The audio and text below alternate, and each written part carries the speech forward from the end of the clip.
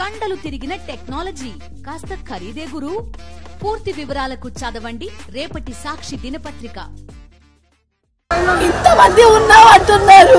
ఆ ఒక్కళ్ళు ముందు పసి పిల్లలు ఉన్న వాళ్ళకి చాలా బాగా చూడండి అంటున్నారు. ఇక్కడ నుంచొని ప్రతి మొగాడు చూస్తున్నాడు కానీ ఏ ఒక్క మొగాడు లోపలికి రాలేదు.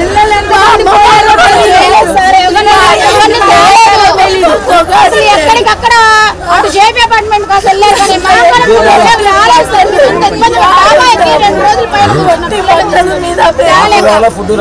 అక్కడ పంచుతున్నారు. మాకు అన్యాయం అలాగైనా మేము అలానే దగ్గర పిల్లలు కోట్లు 30 మంది లోపలికి ప్రచారించుతూ లోపలికి వచ్చి పంచారు.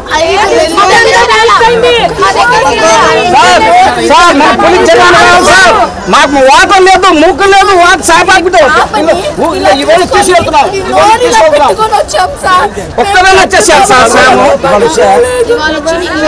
ఎవరు రాలేదు సార్, ఎవరు రాలేదు మాకు. ఎక్కువ పంపించారు ఇవాళ ఫుడ్, కాకపోతే డిస్ట్రిబ్యూషన్ లేదు సార్.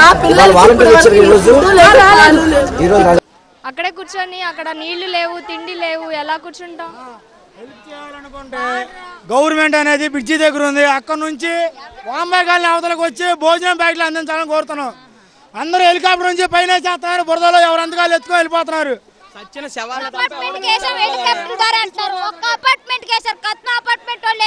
అదే ఉన్నట్టు మా దగ్గర రిపోర్ట్ ఉందని అడుగుతున్నారు. సంవత్సరం పిల్లలు వదిలేసి ఇక్కడ నుంచి మేము ఎన్ని కష్టాలు పడుతున్నాం. మాకు హెల్త్ కిట్లు కానీ తింటాకు కానీ మంచినీళ్ళు కానీ ఏమి ఇవ్వట్లా. అగో ఎవరి కాళ్ళు వెళ్తున్నారు తెచ్చుకుంటున్నారు. మరి కత్తి వాళ్ళు ఏమైపోతారు, ఆడవాళ్ళు ఎలా వెళ్తారు, మగవాళ్ళు అంటే వెళ్తున్నారు. చిన్నపిల్లలు వదిలి బాలింతలు ప్రెగ్నెన్సీ ఉన్న వాళ్ళు ఎలా వెళ్తారు చెప్పండి మీరు. ఆ ఒక్క అపార్ట్మెంట్ కి ప్రైవేట్లు వేశారు ఎయిర్పోర్ట్ లో నుంచి. మరి కత్తి అపార్ట్మెంట్ ఏమైపోయారు అడిగితే అంటారు మా దగ్గర రిపోర్ట్ ఉంది తీసుకుంటామండి. ఎలా తీసుకుంటాం? మట్టి మట్టి అసలు ఎలా తీసుకుంటాము? గాలికి ఎగిరిపోతున్నాం, పడిపోతున్నాం. మరి ఎలాగా? ఆ అపార్ట్మెంట్ లో వేసారంటే ఇంకా ఏ అపార్ట్మెంట్ కి వేయాల? అపార్ట్మెంట్ కి వేసామని అంటున్నారంట. రిపోర్ట్ ఉంది అని అంటాడు సార్. అక్కడ మాకు ఇంతవరకు తెచ్చివ్వలేదు. పిల్లలు వదిలేసి తిండి తిప్పులు లేక రాత్రి ఇచ్చారు. తెల్లరగట్ట సర్ది కంపు సర్ది పడిపోయిన తినాల్సిన కర్మ మాకేంటయ్యా? మేము మీకు ట్యాక్స్ కట్టట్లేదా, చెయ్యట్లేదు. మాకు వరదలు వస్తే ఏ ప్రభుత్వం మమ్మల్ని ఆదుకుంటుంది? గెలిపించింది ఓట్లేసి ఇంటికేనా? ఏది టీడీపీ ప్రభుత్వం ఒక్కళ్ళు రాలా. బాగుండవు మా దగ్గరే. మాకు ఇక్కడ వాళ్ళందరి దగ్గర ఒక్కళ్ళనే వచ్చి మాకు సహాయం చేసిన వాళ్ళు లేరు. ఓట్లేసి గెలిపించుకుంది ఎందుకు? ఏమైపోయాడు ఇప్పుడు పవన్ కళ్యాణ్? ఏమైపోయాడు? ఏది ప్రజాస్వామ్యం అన్నారు? ఏది ఇదేనా? కనీసం మాకు మంచినీళ్ళు లేవు, ఇంతవరకు మాకు తిండి లేదు, తిప్పలేదు, కరెంట్ లేదు. 3 రోజులు బట్టి ఇబ్బందులు పడుతున్నాం మేము. ఈ బ్లాక్ అండి సింగిల్ బ్లాక్స్ అయ్యి పై అపార్ట్మెంట్ ఇప్పుడు 2 ఫ్లోర్లు కదా, పైన ఉంటున్నాం. సింగిల్ బ్లాక్ అనుకో, పైన డేరాలు కట్టుకుని ఇది ఇవ్వండి. అసలు మొత్తం ఇక్కడ వరకు వచ్చేసింది. అసలు మొత్తం సామాను మొత్తం పాడైపోయినాయి, అంతా పాడైపోయినాయి. సడన్ గా వచ్చేసింది. ఇళ్లలో ఉండటానికి పైన ఉంటున్నాం. మేము చెప్పేది ఏంటంటే కిందకి దిగే అవకాశం లేదు. బ్రదర్ ఒక్క మాట, కిందకి దిగే అవకాశం లేదు. అందు గురించి ఏంటంటే మీరు అది చంటి పిల్లలకి పంచదార నీళ్ళు తాగిపిస్తున్నాం, పాల ప్యాకెట్లు కూడా ఇవ్వట్లేదు. తీసుకున్న వాళ్ళే తీసుకోవడం, ఇక్కడే తీసుకుంటున్నారు. వాళ్ళు ఏం నిలబడే కావు కదా, ఈ దాచుకునే ఏం కాదు కదా. 10 మందికి పంచితే తింటారు. ఏంటంటే కొందరు ఏంటంటే దాచి పెట్టేసుకుంటున్నారు, తెల్లారి పారేస్తున్నారు. ఎంత ఆహారం లేక నీళ్ళు లేక ఎంత బాధపడుతున్నావు పైన మాకు తెలుసు. వెళ్ళిపోతున్నాం. చూడండి చాలా చాలా దారుణంగా ఉంది. మాది మాకు వచ్చి ఎవరు సహాయం చేసిన వాళ్ళు లేరండి. ఆ అపార్ట్మెంట్ కేసారు విమానంలో నుంచి. మరి కత్మా అపార్ట్మెంట్ వాళ్ళు ఏమైపోవాలండి చెప్పండి మీరు? అన్నిటికి వేసామని చెబుతున్నారంట. ఎక్కడ వేసారు? మాకు ఈ దిక్కుమాల ప్రభుత్వం ఏం ప్రభుత్వం కానీ అసలు అది లేక జనాభా ఎంత కష్టపడుతున్నారంటే ఆ మూల మొత్తం రాలేదు. ఒక ఆయన వచ్చిండు ఎక్కించుకోమంటేనేమో నేను పేషెంట్ కోసం వచ్చా, పేషెంట్ని ఎక్కించుకుంటా అంటుండు. ఒడ్డు పిల్లల్ని వేసుకొని నడుచుకుంటూ తిరుగుతున్నాం. కనీసం ఫుడ్ కూడా రాలే. రాత్రి హెలికాప్టర్లు వచ్చినాయి, కనీసం ఫుడ్ వేసారు, మా దాకా రాలా. ఇక్కడ నుంచి 4-5 బోట్లు వచ్చినాయి. ఆ బోట్లు ఇక్కడే ఆగిపోయినాయి కానీ లోపల వరకు రాలేదు. ఇక్కడ వాళ్ళు ఇక్కడే ఆపేసి ఇక్కడే పని చేసుకున్నారు. రాత్రి నుంచి ఒక పాల ప్యాకెట్ కానీ, ఒక కనీసం ఒక ఫ్రూట్స్ కానీ, బిస్కెట్ ప్యాకెట్లు కానీ పంపించలేదు. ఒక్క బోట్ రాలేదు. ఎందుకని అసలు 450 బోట్లు పెట్టింది ప్రభుత్వం? ఎందుకని ఏమో 450 బోట్లు దింపానని చెప్పారు, ఒక్క బోట్ రాలేదు. ఎందుకని అసలు ఆ బ్లాక్ లైన్లో ఒక్క బోట్ రాలేదు.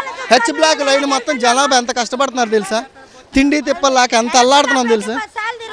అంత దాడి ఎందుకని చేస్తుందో మరి అర్థం అవ్వట్లేదు. మేము అడిగే వాళ్ళ తర్వాత అడుగుతాం ముందు. తినడానికి కూడా ఏం లేవు అసలు, మరి దారుణం అయిపోయింది పరిస్థితి అసలు మరి ఒక్క తినడానికి కూడా ఏం లేకుండా అయిపోయింది అసలు. గండి కొట్టి పేద ప్రజలకి తీసుకొచ్చి హెలికాప్టర్లో వేస్తున్నారు. ఆ ఫ్యాన్ రెక్క సౌండ్కి గాలికి ఎవరు ఉండట్లా, ఎవరైనా చచ్చిపోతారు. ఏంటి పొజిషన్ అప్పుడు? సగం ఫుడ్ బురదలోనే ఉంటుంది, సగం ఫుడ్కి తన్నుకులు ఆడుతున్నారు, ఊగిస్తులు ఆడుతున్నారు. పడి ఆ బురదలో పడిపోయిన మనిషిని తొక్కేసేస్తారు కూడా, చంపేస్తారు కూడా. ఈ డాబాల మీద వేస్తారు. ఈ డాబాల మీద వేస్తే ఏం ప్రయోజనం అండి? ఎవరు తింటారు? అటు పక్కన వాళ్ళు ఏం చేస్తారు? ఎక్కడ వాళ్ళకే అయిపోతున్నాయి ఫుడ్, అక్కడ వాళ్ళు ఏం తింటారు? డీ బ్లాక్లో వాళ్ళకి 3 రోజులు అయిపోయింది. ఆదివారం కానించి వచ్చి తొంగని చూసిన వాళ్ళు లేరు, ఫుడ్ లేదు, వాటర్ లేదు. ఈ నీళ్ళు పెట్టి చేసుకుంటున్నాం ఏదైనా పనులు, ఈ నీళ్ళు పట్టి. ఏంటండి ఇది? మాకేయండి ఓటు అని మా ఇళ్ళ చుట్టూ తిరిగారు కదా, ఓట్లయితే ఈ రకంగా చేస్తారా? ఇలాగేనా అసలు జనాల్ని? అది ఒంగోని పడవలు పెడితే పడవలు డబ్బులు ఇలా వాటర్ సిలిండర్ తెచ్చుకుంటున్నారు. వాళ్ళ ఇష్టం అండి, వాళ్ళ ఇష్టం వచ్చినంత అడుగుతారు. ఇప్పుడు వాటర్ సిలిండర్ తెచ్చుకుంటున్నారా? అవి అమ్ముకుంటున్నారు తెలుసా? అక్కడ పాల ప్యాకెట్లు పంచుతున్నారా? అవి అమ్ముకుంటున్నారు. ఇక్కడ 80 రూపాయలకి, 130 రూపాయలకి. వాటర్ బాటిల్ 150 రూపాయలు అంట. ఎక్కడైనా ఉందండి ఇది? ఫ్రీగా ఇచ్చినాయే కదా, ఫ్రీగా ఇచ్చినవి కూడా ఇక్కడ అమ్ముకుంటాం ఏంటండి? అసలు అది కరెక్టేనా? వికలాంగులు ఉంటారు, బాగున్నోళ్ళు ఉంటారు, బాగోలేని వాళ్ళు ఉంటారు. బాగున్నోళ్ళు వెళ్ళి తెచ్చుకొని వాటర్ బాటిల్ 70 రూపాయలు, పాల ప్యాకెట్ 150 రూపాయలు అని అమ్ముకుంటున్నారు. కనీసం దాహం వేస్తుంది, తాగుతానికి ఇమ్మంటే ఇవ్వలేదు. ఇప్పుడు వాటర్ బాటిల్ ఎంత మందిని అడిగాను, అమ్ముకుంటారంట, ఇవ్వరంట. అలా ఎలా ఉంది పరిస్థితి ఇక్కడ? చెప్తున్నాం కదా, కనీసం మంచినీళ్ళు కాదు కదా, వచ్చి పలకరించే నాయకుడు కాదు, ఎవరు కూడా లేరు. ఏదో ముష్టికి ఇసిరినట్టుగా అక్కడ హెలికాప్టర్లు వస్తున్నారు, అక్కడ ఏదో ఇసిరేస్తున్నారు. ఆ జనాలు కొట్టుకు సస్తున్నారు తప్ప నుంచి ఎవరికి కూడా ఏమీ అందట్లేదు. అది బయటకు అయితే రాత్రి ముసలాళ్ళు ముదుగాళ్ళు ఉన్నారు, కనీసం బయట దాటితే బోటు రమ్మన్నా కానీ బోటు కూడా తేవట్లేదు. పెద్ద వయసు వాళ్ళు ఉన్నారు, కనీసం వాళ్ళు దేనికి వెళ్ళాలని ఇబ్బంది పడుతున్నారు, భయపడుతున్నారు కదా. బయట దాటిద్దామంటే ఒక కనీసం సదుకర్యం కూడా ఏమీ లేదు. మంచినీళ్ళు, కనీసం మంచినీళ్ళు ఇవ్వట్లేదు. కనీసం స్థానిక నాయకుడు కాదు, అధికారులు కాదు, ఎవరు కూడా. కనీసం నాయకులు అంటే వదిలేసేయండి, వాళ్ళు ఎప్పుడో ఎలక్షన్ టైంలో వస్తూ ఉంటారు తప్ప కనీసం గవర్నమెంట్ ఎంప్లాయీస్ ఉంటారు కదా అధికారులు, ఎవరు కూడా సాయం చేయట్లేదు. ఎన్డీఆర్ఎఫ్ అంటున్నారు కానీ ఎవరు ఎట్టి పరిస్థితుల్లో కూడా ఎవరు కూడా ఏ మాత్రం కూడా రావట్లేదు. ఓన్లీ సింగినగర్ చూసుకుంటున్నారు. వీళ్ళకి సింగినగర్ కూడా తప్ప నుంచి వాంబే కాలంటే పెద్ద లెక్కలో లేదు. ఇదే చెప్తున్నారు, కేవలం సింగినగర్ చుట్టూనే అధికార యంత్రాంగం అంతా తిరుగుతుంది, కానీ మిగతా ప్రాంతాల్లోకి ఎవరు రావట్లేదు. ఎవరో రాలేంతవరకు అడుగు పెట్టాలా, ఏ నాయకులు అడుగు పెట్టాలా. కనీసం ఎమ్మెల్యే కానీ గవర్నమెంట్ ఎంప్లాయీస్ కానీ ఒక్కళ్ళ కాదు ఇటుకేసి రాలా. హెలికాప్టర్ మీద వస్తున్నారు, ఆ బిల్డింగ్ల అపార్ట్మెంట్ల మీద అట్లా వదిలేసి వెళ్ళిపోతున్నారు. అవి వాళ్ళకే తిరుగుతున్నాయి, కొన్ని పగిలిపోతున్నాయి.